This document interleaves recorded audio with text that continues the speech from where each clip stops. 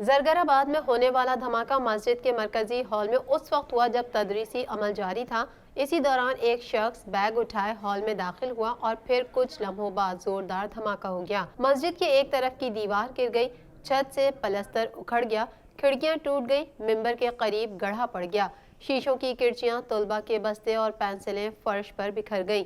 धमाके के बाद हॉल में धुआं, चीखों पुकार और अफरा तफरी फैल गई, भगदड़ मच गई और कई तलबा जख्मी हो गए। धमाके की इत्तला मिलते ही इमदादी टीमों ने जख्मी तलबा को मुख्तलिफ अस्पतालों में मुंतकिल किया। जख्मियों में से 4 की हालत तशवीशनाक बताई जाती है। मदरसे में 10 से लेकर 35 साल तक के तालिबे इल्म ज़ेरे तालीम हैं। धमाके की इत्तला मिलते ही कानून नाफिज करने वाले इदारों ने इलाके को घेरे में ले लिया। SP सिटी वकार अहमद के मुताबिक धमाका मदरसे में रखे बारूदी मवाद से हुआ। बम डिस्पोजल स्क्वाड ने हादसे की जगह से शवाहिद इकट्ठे किए। सिक्योरिटी फोर्सेस ने इलाके को घेरे में लेकर तहकीकात का आगाज कर दिया है। वजीर आजम और सदर मुमलिकत ने पेशावर धमाके की मजम्मत की और कीमती जानों के ज़िया पर अफसोस का इजहार किया। इमरान खान ने जख्मियों को बेहतरीन तिब्बी सहूलतें फराहम करने की हिदायत कर दी।